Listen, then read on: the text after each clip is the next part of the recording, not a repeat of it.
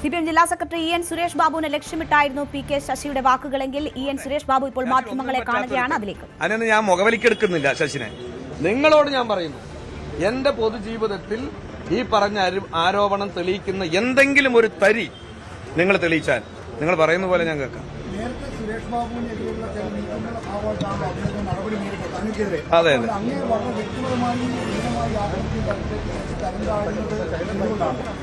നിങ്ങള് ഈ PK ശശി എന്ന് പറയുന്ന ഒരാളെ നിങ്ങളാണല്ലോ ഇത്രയും വലിയ ഒരു സംഭവമാക്കി മാറ്റിയത്. അതായത് ശശിന്റെ തീവ്രത അളന്നത് നമ്മുടെ ബാലേട്ടനും ശ്രീമതി ടീച്ചറുമാണെന്നാണല്ലോ നിങ്ങൾ തന്നെ പരസ്യപ്പെടുത്തിയത്. ഇനി VD സതീശന് മറ്റൊന്ന് അളക്കട്ടെ, കുറെ കാലം VD സതീശന് ഇയാളുടെ തീവ്രതയൊന്ന് അളക്കട്ടെ എന്ന് മനസ്സിലായില്ലേ? അല്ല, ഞാൻ പറയാ, ഇതുവരെ നിങ്ങൾ അതാണല്ലോ പറഞ്ഞത്, തീവ്രത അളന്നുകൊണ്ടിരിക്കുകയാണ് ഇവർ രണ്ടുപേരും. ഇനി VD സതീശനെ അളക്കട്ടെ. ഒറ്റപ്പാലത്ത് ശശി സ്ഥാനാർത്ഥിയാകുമെന്നാണ് കേൾക്കുന്നത്. പാർട്ടിക്ക് ഏതെങ്കിലും തരത്തിൽ വെല്ലുവിളി അതുണ്ടാക്കുമോ? ഒറ്റപ്പാലത്ത് CPM-നും ഇടതുപക്ഷത്തിനും സ്ഥാനാർത്ഥിയുണ്ട്. പിന്നെ ഏതെങ്കിലും വഴി കൂടെ പോകണവനൊക്കെ സ്ഥാനാർത്ഥിയാകണതിനൊക്കെ ഞാൻ മറുപടി പറയേണ്ട കാര്യമില്ല.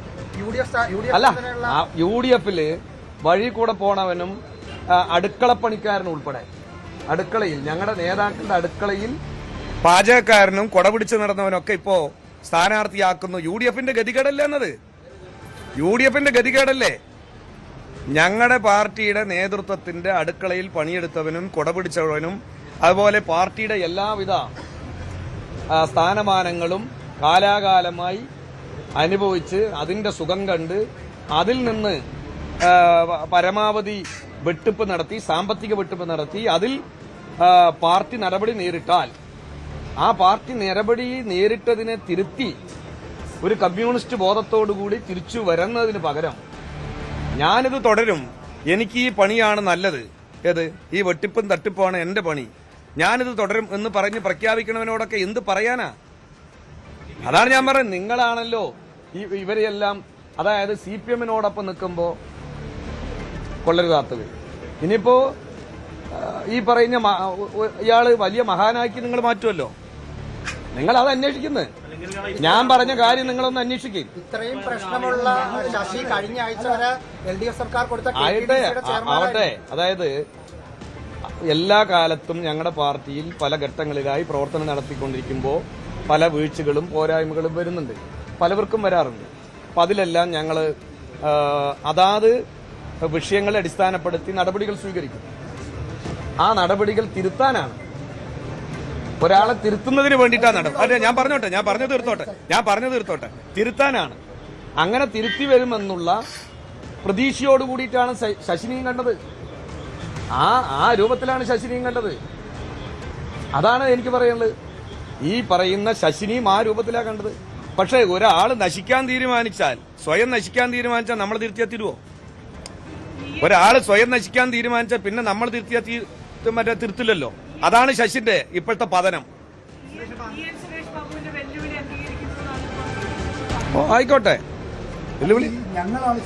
അതായത് തൊഴിലാളികളുടെ മറ്റേ ചെത്തു തൊഴിലാളികളുടെ ആനുകൂല്യം ചർച്ച ചെയ്ത് കോൺട്രാക്ടർമാരിൽ നിന്നും രജിസ്റ്റർ ചെയ്ത ഭാഗ്യം ഭൂമി ഭാഷയിൽ തന്നെ PK ശശിക്ക് മറുപടി പറയുകയാണ് പാലക്കാട് CPM ജില്ലാ secretary EN Suresh Babu. CPM വിമതവേദിയിലെത്തിയ PK ശശിയെ CPM പുറത്താക്കിയിരിക്കുന്നു എന്ന ഏറ്റവും പുതിയ വാർത്ത കൂടി വരികയാണ്. വിമതവേദിയിലെത്തിയതിന് പിന്നാലെയാണ് PK ശശിയെ CPM പുറത്താക്കിയിരിക്കുന്നത്. വലിയ കടുത്ത ഭാഷയിൽ തന്നെ EN സുരേഷ് ബാബു PK ശശിക്കെതിരെ രംഗത്ത് വരുന്നത് കൂടി നമ്മൾ കേട്ടു.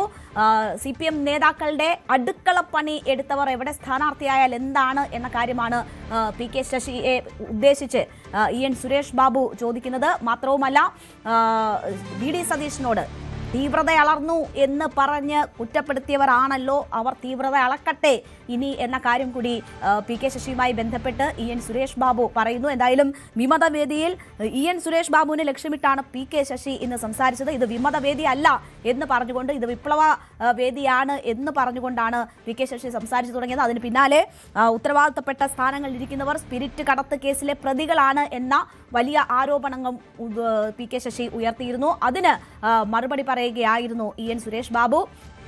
ഇപ്പോൾ നമുക്ക് പി കെ ശശിയെ പുറത്താക്കിക്കൊണ്ടുള്ള തീരുമാനം കൂടി CPM-ൽ നിന്ന് വരുമ്പോൾ എൻ സുരേഷ് ബാബുവിന്റെ വാക്കുകൾ ഒരിക്കൽ കൂടി കേൾക്കാം. അത് ഞാൻ പറഞ്ഞ കാര്യം ആദ്യം ഒന്ന് അയാൾ വെല്ലുവിളിച്ച് ചോദിച്ചു. അത് നമുക്ക് നിങ്ങൾ പത്രക്കാരെ ഏൽപ്പിക്കുന്നു ഒന്ന്. നിങ്ങൾ എന്റെ പ്രദേശത്തേക്ക് വരും. നിങ്ങളുടെ മറ്റേ മാധ്യമങ്ങൾ പാലക്കാട് ജില്ലയിലുണ്ടോ? ഇന്നല്ലേ പറയൂ. അല്ലെങ്കിൽ നിങ്ങളുടെ പത്രപ്രവർത്തകർക്ക് എന്നെ കുറിച്ച് നന്നായിട്ട് അറിയണവരുണ്ട്. എന്റെ വീട്ടിൽ വന്നവരുണ്ട്.